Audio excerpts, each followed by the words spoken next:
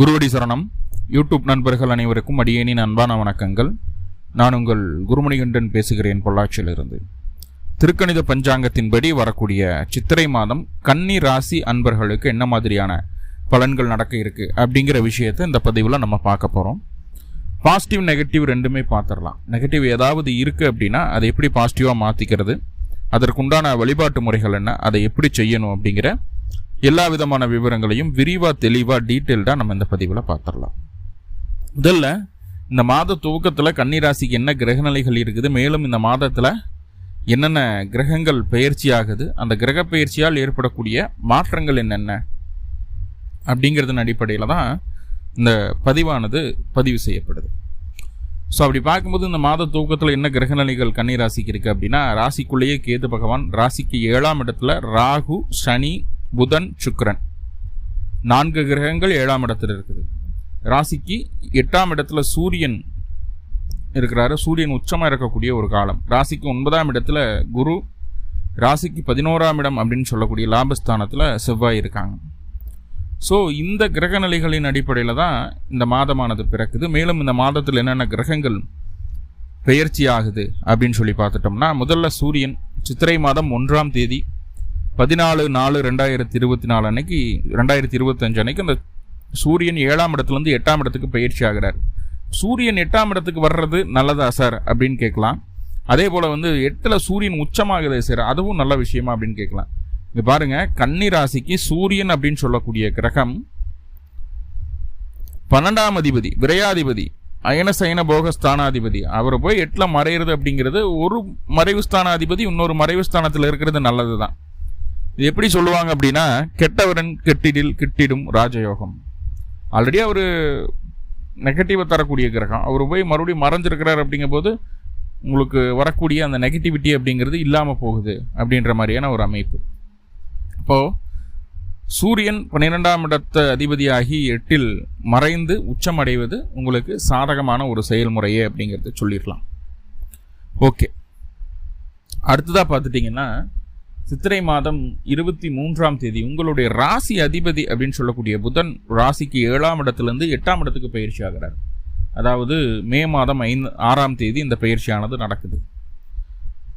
So ராசி அதிபதி 8க்கு போகிறார், 10 கூடியவர் 8ல் இருக்கார் அப்படிங்கிறது நல்ல விஷயமான. இங்கே நிறைய ப்ளஸ் மைனஸ் நிறைய இருக்குது. என்னங்கிறத டீட்டெயில்டாக நம்ம பார்ப்போம். அதே நேரத்தில் இந்த மாத இறுதியில் சித்திரை மாதம் 31ஆம் தேதி 14/5/2025 அன்னைக்கு குரு பயிற்சியும் இருக்குது. குரு உங்களுடைய ராசிக்கு 9ஆம் இடத்துலேருந்து 10ஆம் இடத்துக்கு பயிற்சி ஆகிறார். ஸோ இதுதான் இந்த மாதத்தில் நடக்கக்கூடிய கிரக பயிற்சிகள். குரு பயிற்சியை பற்றி நிறைய வீடியோஸ் கொடுத்துருக்கேன். மேலும் அந்த குரு பயிற்சியில் இண்டிவிஜுவலாக ஒவ்வொரு ஜாதகத்துக்கு எப்படி பார்க்கணும் அப்படிங்கிற விஷயத்த தனியாக ஒரு பதிவாக கொடுக்கலான் இருக்கேன். நம்ம சேனலில் கண்டிப்பாக அப்டேட் பண்ணுவேன், பார்த்து பயன்படுத்திக்கலாம். ஓகே, இப்போ இதுதான் கிரக பயிற்சிகள். இப்போ இந்த கிரக பயிற்சியால் ஏற்படக்கூடிய மாற்றங்கள் என்னென்ன அப்படிங்கிறது தான் நம்ம பார்க்க போகிறோம். முதல்ல சூரியன். சூரியன் அப்படின்னு சொல்லக்கூடியது ஒளி கிரகம் இல்லையா? நம்ம கண்ணுக்கு தெரியக்கூடிய தெய்வம் அப்படின்னு பார்த்துட்டா சூரியனும் சந்திரன் தான். ஏன்னா அது ரெண்டு தான் கண்ணுக்கு நல்லாவே தெரியுது இல்லையா? சூரியன் தரக்கூடிய ஒளி தான் நம்மளுக்கு உயிர் வாழ்வதற்கு ஆதாரமான ஒரு விஷயமா இருக்குது. சூரிய ஒளி இல்லை, சூரியன் இல்லைன்னா பூமி உருவாகாது, மற்ற எந்த பிளானட் இருக்காது, ஜோசிடம் இருக்காது, நம்ம இருக்க மாட்டோம், யாருமே இருக்க மாட்டோம். சூரியன் இருக்கிறதுனால தான் சூரியன்கிட்ட இருந்து வந்த ஒரு சின்ன துகள் தான் நம்மெல்லாம் இல்லையா? நம்மன்னா பூமி. ஸோ அப்படிப்பட்ட நம்ம உருவாகிறதுக்கு காரணமாக இருக்கக்கூடிய ஒரு விஷயம் அப்படின்னா அது சூரியன் தான். அதுதான் தெய்வம். ஒன்று உருவாக்குச்சு அப்படின்னா அதுதான் தெய்வம். நம்மளை உருவாக்குனது தாய் தந்தையர், நம்மளுக்கு தாய் தந்தையர் தான் தெய்வம். சரிங்களா? அப்போ எல்லாத்துக்கும் இந்த பிரபஞ்சத்துக்கு சூரிய பகவான் கண்ணுக்கு தெரிந்த தெய்வம். அந்த தெய்வம் உச்சமாகக்கூடிய ஒரு காலகட்டம். அதனால தான் டைட்டிலே அப்படி வச்சுருப்பேன். சரி, அது கன்னி ராசிக்கு நல்லதை செய்யுமா? இவர் 12ஆம் அதிபதி இல்லையா? சூரியன் 12ஆம் அதிபதி. 12ஆம் இடம் அப்படிங்கிறது அயன சைன போக ஸ்தானத்தை சொல்லக்கூடிய ஒரு இடம் இல்லையா? அயன சைன போகத்தை சொல்லக்கூடியது. விரைய செலவுகளை, வெளியூர் வெளிமாநில பயணங்களை சொல்லக்கூடியது 12ஆம் இடம். ஸோ அந்த அதிபதி இப்போது உங்களுடைய ராசிக்கு அட்டமஸ்தானத்தில் மறைஞ்சிருக்கிறார். இது நல்லதா சார்லாம்? எப்பவுமே 12ஆம் அதிபதி 8ல் மறைகிறது நல்லது, அதுவும் உச்சமாகிறது ரொம்ப ரொம்ப நல்லது.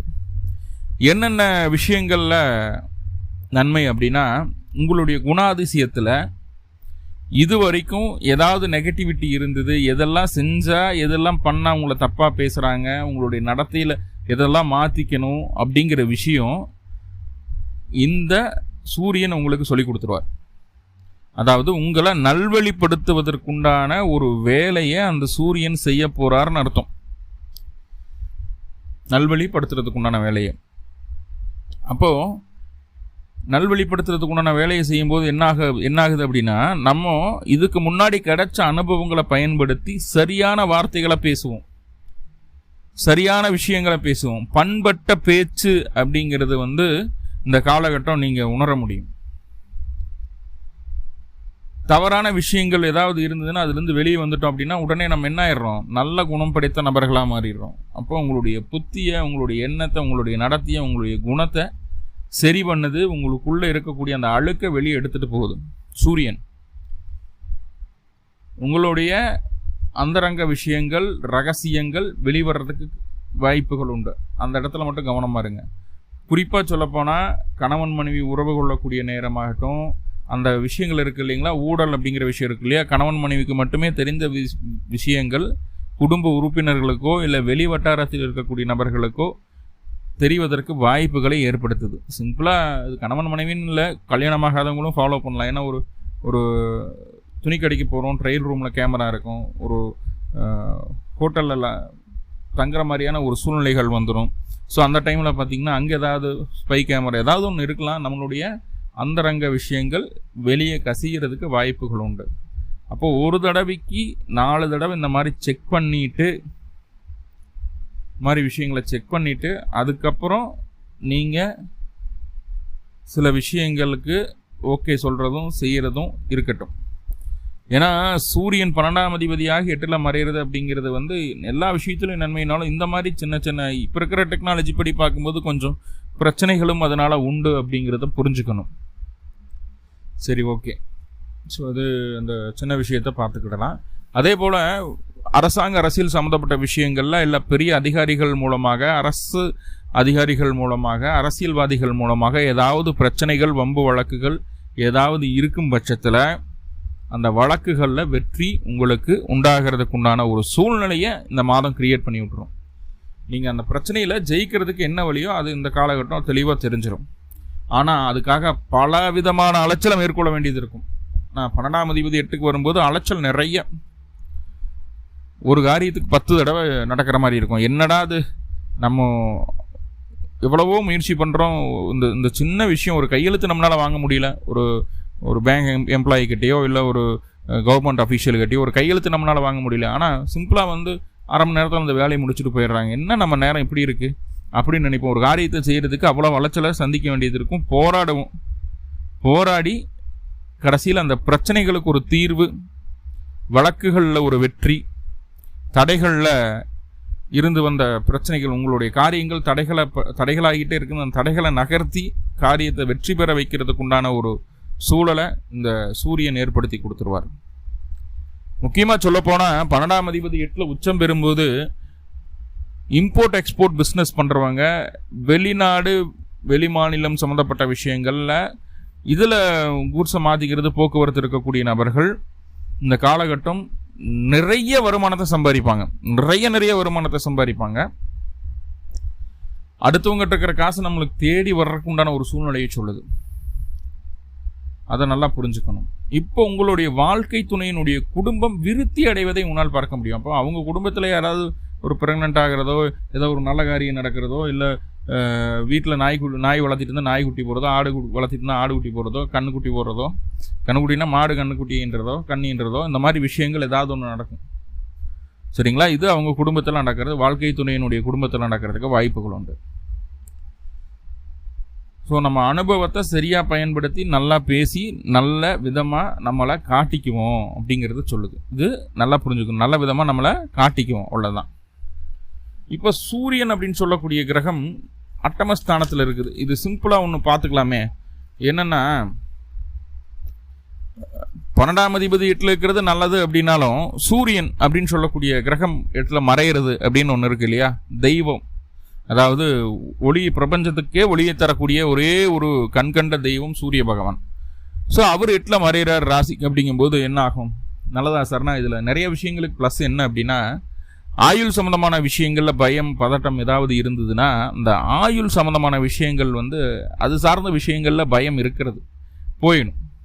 உடம்புக்கு எதாவது ஆகிடும், நம்ம இறந்துடுவோம், இன்னும் ரொம்ப நாள் தாண்ட மாட்டோம், இன்னொரு 2 வருஷம் 3 வருஷம் இல்லை 2 மாதம் 20 நாள் 10 நாள் இப்படியெல்லாம் பேசிகிட்டு இருக்கிறவங்களுடைய எண்ணத்தில் அந்த ஆயுள் சம்மந்தமான பயத்தை அந்த சூரியன் சுத்தமாக தொலைச்சி எடுத்துருவார். நல்ல கவர்ச்சிகரமான தோற்றம், மற்றவர்கள் நம்மளை கண்டு கொஞ்சம் திரும்பி பார்க்குற மாதிரியான சில பாவனைகளையும் உடல் அலங்காரங்களையும் செய்து கொள்ளக்கூடிய ஒரு அமைப்பை சொல்லுது 2வது இது. ஸோ இது நல்லா இருக்கும். சரிங்களா? அதே போல் வெளியில் சொல்கிறதுக்கு ஒரு கூசக்கூடிய வேலைகள், அதாவது தவறுன்னு சொல்லலை, ஒவ்வொருத்தரும் ஒரு சில வேலைகளை செய்யும்போது தான் மற்றவர்கள் சுத்தமாக இருக்க முடியும் இல்லையா?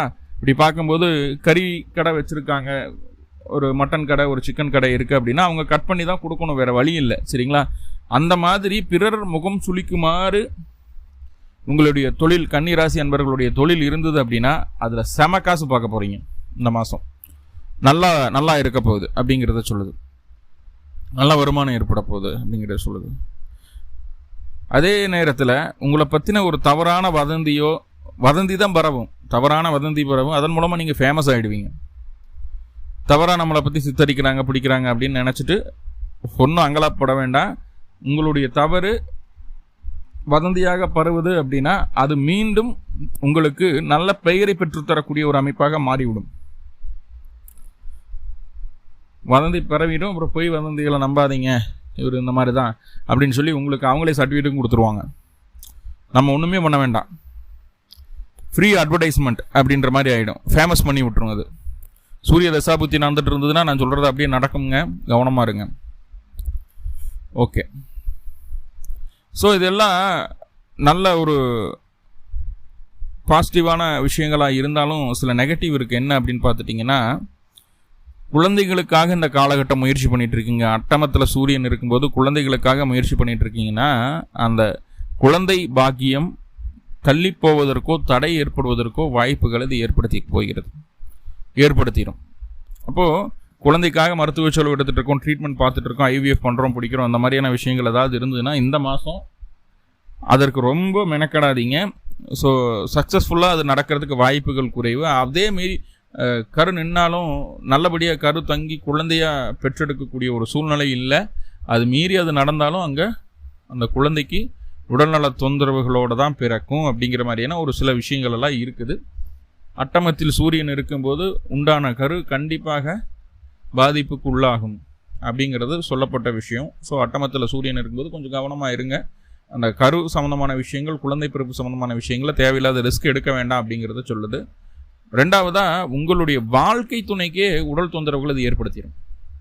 இப்போ எங்கிட்ட போய் கரு தாங்கிறது இல்லையா? வாழ்க்கை துணைக்கே அது தொந்தரவுகளை கொடுத்துரும். மன ரீதியாகவும் உடல் ரீதியாகவும் அடிவயிறு சம்மந்தப்பட்ட விஷயங்கள்லையும் பாதிப்புகளை ஏற்படுத்துது. சரிங்களா? யூரின் போகிற இடத்துல எரிச்சல், அந்த வெள்ளைப்படுது, இந்த மாதிரி விஷயங்கள் ஆணுக்கும் பெண்ணுக்கும் அந்த பிரச்சனைகள் வர்றதுக்கு இந்த சூரியன், அட்டமத்து சூரியன் காரணமாக இருப்பார் அப்படிங்கிறத சொல்லுது. கொஞ்சம் கவனமாக இருக்கணும். இது எப்படி நம்மளுக்கு ஐடென்டிஃபை பண்ண முடியும்னா, அவங்களுடைய வலது கண் கொஞ்சம் செவந்து போகும். அப்போவே உள்ள கொஞ்சம் பிரச்சனையாக போகுது அப்படிங்கிற மாதிரியான ஒரு சிம்டமை நம்ம புரிஞ்சுக்கணும். கரு உருவாகிறதுக்கு எந்த விதமான முயற்சிகளும் செய்யக்கூடாது அப்படிங்கிறத தெளிவாக புரிஞ்சுக்கோங்க. ஓகே, இந்த அட்டமத்தில் சூரியன் இருக்கக்கூடிய நபர்கள் என்ன பண்ணுவாங்கன்னா, நம்மளுக்கே 1008 வேலை கிடக்குது, நம்ம வேலையில் விட்டு போட்டு அடுத்தவங்க வேலையில் போய் மூக்கணும் உழைச்சிட்டு இருப்போம். நம்ம வேலையும் ஒழுக்கமாக நடக்காது, அடுத்தவங்களையும் நல்லா வேலை செய்ய விட மாட்டோம். மற்றவங்க வேலையில் தலையிடக்கூடாது, அவங்க தலையிட்டு அவங்கள குழப்பிடக்கூடாது அப்படிங்கிறத ஸ்ட்ராங்காக இருங்க. ஸோ அதனால் உங்களுக்கு கொஞ்சம் என்ன சொல்கிறது, நெகட்டிவான விஷயங்கள் தேவையான நேரத்தில் தேவையான இடத்துல அவர்களால் வேணுங்கிற உதவி கிடைக்காம போயிடும், இப்போ இல்லை பின்னாடி. சரி, அப்படி பண்ணும்போது ஃபஸ்ட்டு என்ன, இந்த மாதிரி ஒரு விஷயம் நடக்குதா? 2வது பொருள் நஷ்டம், நேர விரயம். பொருளுக்கு போனால் கூட சம்பாரிச்சுக்கலாம், காலம் போச்சுன்னா சம்பாதிக்க முடியாது. ஒவ்வொரு செகண்டும் திரும்பி வராத விஷயங்கள் அது.